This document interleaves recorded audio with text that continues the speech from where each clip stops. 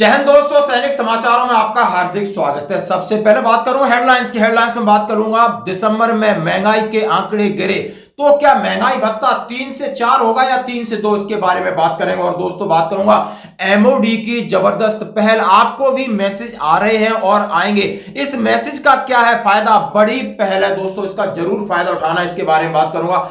Skip नहीं करना please, ये हमारे सब के लिए एक बहुत बड़ी पहल। और मैं बात करूंगा रक्षा मंत्री जी ने आखिर क्यों कहा इन जवानों पर नाज है। और मैं बात करूंगा एक सेना का जवान शहीद और 27 नक्सलवादियों को किया ढेर का अब नक्सलवाद का सफाया और अंत, ये गृह मंत्री जी ने कहा है। और मैं बात करूंगा दोस्तों सेना के जवान की ह्यूमिलिटी और ड्यूटी में क्या फर्क है, वीडियो हो रहा है वायरल। तो दोस्तों खबरें करते हैं विस्तार से। सबसे पहले मैं बात करूंगा क्या 1 जनवरी 2025 से महंगाई भत्ते में कितना असर पड़ेगा। क्या आंकड़े आपके 53 से 56% जाएंगे या ये आपके 53 से आप समझ सकते हो 55 पे जाएंगे। हाँ जी, बड़ी गंभीर खबर है और राहत वाली खबर। बात कह रहे हैं कि महंगाई के मोर्चे पर राहत भरी खबर। दिसंबर में 4 महीने के निचले स्तर पर पहुंची खुदरा मुद्रास्फीति, यानी ये कह रहे हैं कि देश में खुदरा महंगाई दर दिसंबर 4 महीने के अंदर सबसे नीचे आई है। यानी उन्होंने कहा है 5.22 हो गई है, और जो कि 5.48 से घट करके। और इसका सीधा असर कहा है कि अब खाने पीने वाली सब्जियां अनाज सस्ते हो गए हैं। तो दोस्तों ये बात कह रहे हैं, आप देख सकते हो इन आंकड़ों से हमारी महंगाई भत्ते पर क्या होगा असर। हाँ जी दोस्तों, यानी जो महंगाई भत्ता हमारा अभी तक जो फिगर जा रहे थे वो क्या कह रहे हैं, जरा इसके ऊपर थोड़ा सा गौर करते हैं। जैसा कि जनवरी 2025 में कितना बढ़ेगा डीए और कितना बढ़ेगा डीआर, 2 या 3, जैसा हम सभी जानते हैं। अगस्त के आंकड़े जुलाई में 142.7 से बढ़कर के आपका हुआ था, अगस्त में 142.6 -1 पॉइंट डिक्रीज हुआ था। और महंगाई भत्ता 53.95 पर रुका था, जो कि जुलाई में आपका था 53%। और सितंबर में फिर ये बढ़ता है 0.7 इंक्रीज होता है, 143.3 होता है। और महंगाई भत्ता आपका जाता है 54.48 यानी 54.48। और अक्टूबर में 144.5 और नवंबर में भी 144.5 होता है। इस तरीके से आपका महंगाई 55.53 पे आकर के रुक जाती है। यानी 55.53 को राउंड ऑफ करते हैं तो ये 56 पे जाता है। और यदि लगातार आंकड़े गिर जाते हैं तो क्या ये 55 से नीचे आएगा। हाँ जी दोस्तों, 56 होगा या 55 होगा, इसके बारे में जैसा कि कहा गया है कि दिसंबर में ये आंकड़े आपके 147 बढ़ते हैं तो बढ़ने का तो मतलब ही नहीं है, यानी 143 घटते भी 1-2 पॉइंट, तब भी ये आपका लगभग 56 के आसपास रहेगा, 56.20 और 25 के आसपास रहेगा। इसलिए ये बात है, ये बात अब तय हो गई कि आपका महंगाई भत्ता 3% पक्का बढ़ेगा। इससे न कम होगा और न ज्यादा होगा, न कम न ज्यादा। और इसकी घोषणा मार्च में होली के आसपास होगी। और जैसा हम सभी जानते हैं केंद्रीय कर्मचारी और पेंशन होगी लगभग 1 करोड़ को। इसका हर छमाही का जो फायदा है वो विद एरियर के साथ आपके खाते में आएगा। यानी दिसंबर के भले एआईसीपीएन के आंकड़े जारी न हुए, लेकिन उन्होंने जो दिसंबर में मुद्रास्फीति की दर है, महंगाई की दर है, इसके आंकड़े उन्होंने जारी करके ये इंडिकेशन दे दिया है कि नहीं, अब आपका महंगाई भत्ता 3% पर जाके रुकेगा। अब दोस्तों सबसे बड़ी बात आपके पास ये मैसेज आया है, नहीं आया तो आएगा। क्या मैसेज है? उन्होंने लिखा है Jai Hind, you have received this message from directorate of Indian army veterans AGS branch IHQ MOD, यानी AGS branch integrated headquarter ministry of defence ने लेटर दिया। We are available for any assistance, grievance, redress, enquiry, resolution, you can reach us as under. बोला हम आपके सेवा के लिए हाजिर हैं, आप हमारे से किस तरह अप्रोच कर सकते हो। आर लोकेशन, हमारी लोकेशन का है, वेबसाइट ऑफ डीआईबी पोर्टल वो क्या है, to register a grievance on website. 3 आप इनको ऐप पर लिंक करेंगे तो आप कहां पहुंचेंगे, इसके बारे में बात करूंगा। फिर उन्होंने कहा वेटरन एंड वीरांगना सेवा केंद्र, जो अभी सभी जानते हैं, उसमें for any assistance please call us on helpline number. Family pensioners के लिए helpline number 01125664100। Email ID div.vsk@gov.in। WhatsApp number 9910964067। For service pension helpline 01125664200। Email veteranCell@army@nic.in। WhatsApp 9910610866। Chatbot संबंध please save the number 9922990535 in your mobile and initiate conversation on WhatsApp. इस mobile number को save कीजिए और हमसे बात करिए। अब किस मामले में बात करेंगे ये आप जानना चाहते हो तो पहले इनकी वेबसाइट को मैं बारी बारी से देखता हूं। सबसे पहले मैंने आपकी वेबसाइट बताया, उसमें दिया है लोकेशन। उन्होंने कहा हमारा लोकेशन कहाँ है, इसके लिए उन्होंने सीधा सीधा बात की, आप हमारे लोकेशन पे आना है। तो आइए, जैसा मैं आपको स्क्रीनशॉट के सामने दिखा रहा हूं कि एक मैप खुलता है। अब दूसरा होता है, उनका लिखा है कि सीधा सीधा आप जाइए, आप पेंशनर, आप किस प्रकार के फैमिली किसी भी प्रकार के पेंशनर डीआईवी पोर्टल को लॉगिन करिए और डीआईवी पोर्टल के इस लिंक पे क्लिक करोगे तो आपको ये सामने आपके खुल के आएगा। जैसा आप इसमें सीधा सीधा लिखा है, भारतीय सेना के भूतपूर्व सैनिक निर्देशालय, अपना ख्याल रखना चाहे कुछ भी हो, पारिवारिक pension helpline, WhatsApp number, DIV service pension helpline, ये सारे हेल्पलाइन के ऊपर नंबर लिखें और नीचे आप देख सकते हो सारे चीज इसके अंदर चल रहा है। इसमें फॉर्म डाउनलोड कर सकते हो। आपको किसी जीवन, आपका मतलब लाइफ सर्टिफिकेट है, डाटा अपडेट है, पीओआर की प्रॉब्लम है, पीसीडीए की प्रॉब्लम है, रिकॉर्ड की प्रॉब्लम है, किसी भी प्रकार की प्रॉब्लम को आप इसमें देख सकते हो और समझ सकते हो कि ग्रेवियंस मैंने कैसे डालना है।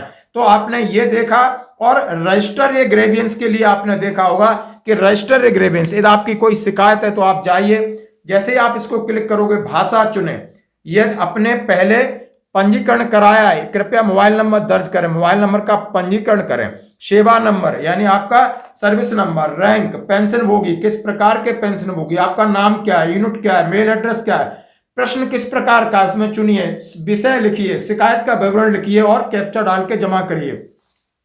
यानी ये सारी डिटेल आप देखेंगे और उसके साथ उन्होंने अपना जो संस्कार, सारी शिकायत, किसी भी प्रकार की आपकी शिकायत है, आप उन्होंने कहा सुविधाएं और किस प्रकार की हैं, आपको आज जितने स्टेक होल्डर हैं आप कैसे शिकायत कर सकते हैं, यानी पूरा पूरा फायदा उठाइए दोस्तों इसका। ये अभी इन्होंने ऐड किया है और उन्होंने 1 से 12 पेज की एक संस्करण निकाला है कि आपके लिए क्या क्या फायदे हैं। उसमें 6 सेक्शन है, section 1, section 2, section 3, section 4, section 5 और इसमें सारी चीजों का हवाला दिया गया, आप एक बार जरूर पढ़ सकते हो। यानी directorate of Indian army veterans the service of veteran and NOK के लिए क्या क्या है, प्रोजेक्ट नमन के बारे में बताया गया है और वेटरन एंड वीरांगना सेवा केंद्र के बारे में पूरी डिटेल है सेक्शन 1 में।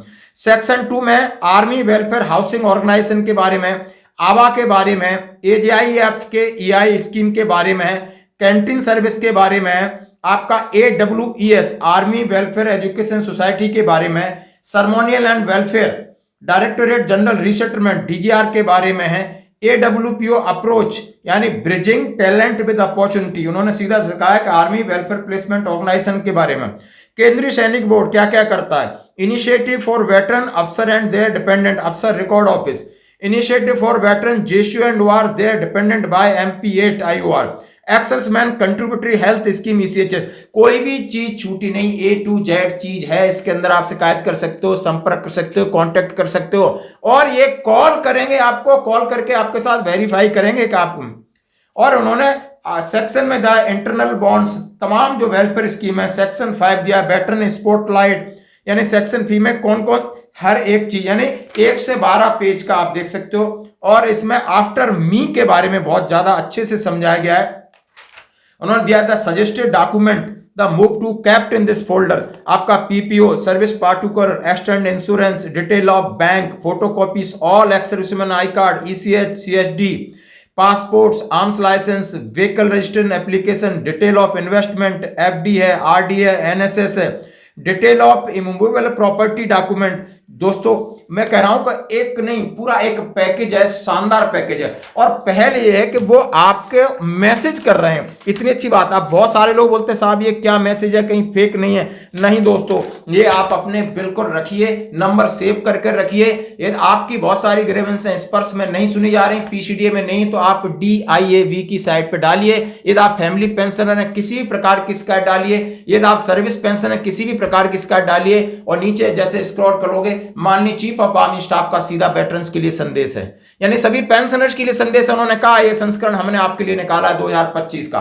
और आपकी कोई भी समस्या इस पर डालिए, बिल्कुल रिटर्न में आपको जवाब मिलेगा। तो ये दोस्तों, ये विंडो खुली है, ये दरवाजे खुले हैं, किसी भी प्रकार की आपको, चाहे आप CHS को लेके, CSD को लेके, AWPO, DGR की प्रॉब्लम्स को लेके, सर्विस की प्रॉब्लम को लेके, पेंशन की प्रॉब्लम को लेके, कहीं की किसी प्रकार की प्रॉब्लम है, रुकना नहीं है, रुकना नहीं है। कि जानकारी है तो इसका जरूर फायदा उठाएं, ये मेरी पर्सनल आपसे रिक्वेस्ट है। तो दोस्तों बढ़ते हैं अगली खबर की तरफ। जैसा हमने आपसे कहा कि रक्षा मंत्री ने रिपब्लिक डे पर NCC के जवानों से मिले और उन्होंने सेना के त्याग और बलिदान को याद किया, नमन किया। उन्होंने कहा है, मेजर उन्नी कृष्णन की बात की। उन्होंने कहा है कि ताज होटल पे जब मैं ठहरा था तो वहां पर मुझे वो याद आया। यानी NCC कैडेट्स के लिए कहा है कि आप देश के लिए बहुत कुछ करने जा रहे हो। यानी ये जो पथ है, कर्तव्य पथ, जिसके ऊपर आप ये ड्रिल कर रहे हो, ये सीधा सीधा आपको त्याग की तरफ ले जाता है। आप संदेश सुनिए। लीडरशिप से संबंधित एक वाकया मुझे याद आ रहा है, जिसे मैं आप लोगों से यहां साझा करना चाहूंगा। अभी कुछ दिनों पहले मैं मुंबई गया था। वहां मैं ताज होटल में ठहरा हुआ था। वहां स्टे के दौरान मेरे जहन में 26/11 की वो घटना स्वाभाविक रूप से याद आ गई। तरह तरह की कल्पनाएं भी मन के अंदर उठने लगी। मैं वो बातें सोचने लगा कि कैसे यहां पर कुछ आतंकवादियों ने इतने निर्दोष लोगों की हत्या कर दी होगी। उस पूरे जघन्य कृत्य के दौरान हमारी पैरामिलिट्री फोर्सेस और हमारे सुरक्षा बलों ने बेहद बहादुरी के साथ आतंकवादियों का सामना किया और उन्होंने जो किया वो सब अपने लिए नहीं किया, भारतवासियों के लिए किया। हम सबको ऐसे लोगों पर नाज है और आप में से भी कई सारे बच्चे तो उस समय बहुत छोटे रहे होंगे, लेकिन हम लोगों के जहन में आज भी वो चीजें ताजा हैं। हमारे जवान जब ऊपरी मंजिल पर बैठे हुए आतंकवादियों से भिड़ने जा रहे थे तो उनमें से एक जांबाज मेजर संदीप उन्नी कृष्णन ने सुरक्षा बलों के बाकी साथियों से कहा, don't come up, I will handle them. तुम्हें आने की कोई जरूरत नहीं है, मैं स्वयं ही इन आतंकवादियों को हैंडल करूंगा। ये उनके आखिरी शब्द थे। ये वर्ड्स उनके विनिंग एटीट्यूड और चैरिटेबल नेचर को तो दिखाते ही हैं, साथ ही साथ आगे बढ़कर नेतृत्व करने की उनकी क्षमता को भी दिखाते हैं। यह कोई छोटी बात नहीं है और यह सब आप अपने बचपन में हासिल करना ही से, जब आपकी जिंदगी का एक युवा काल है, उसमें आप सारी यह क्वालिटी अपने में इनकलकेट करने की कोशिश कर रहे हैं। आप सोचिए उस समय क्या जज्बा रहा होगा उनके अंदर कि वो अपने साथियों को बोल रहे हैं कि मैं लीड कर रहा हूं, तुम लोग ऊपर मत आओ। ऐसी असाधारण घड़ियां ही किसी साधारण व्यक्ति को लीडर बना देती।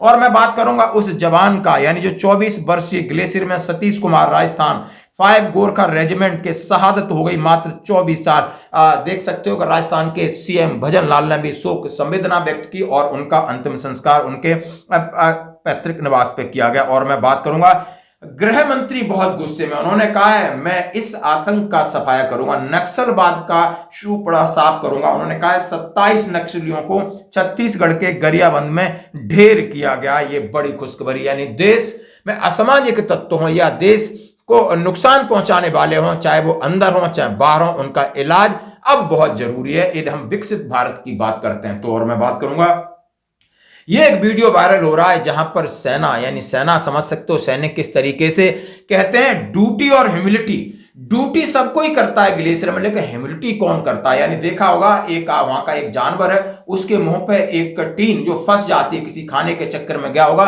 और उसको जवान किस तरह रेस्क्यू करते हैं, उसकी मदद करते हैं। ये जवानों ने दिल लूट लिया। असली चीज जवानों की ये है। यही मैं संदेश देना चाहता हूं कि जवान ड्यूटी तो आप सब करते हो, लेकिन ये जो ड्यूटी करते हैं वो शायद कोई नहीं कर सकता, और इसलिए भारत का जो जवान है सबसे ऊपर है। आज की खबरों में इतना ही, बने रहिए हमारे साथ। धन्यवाद।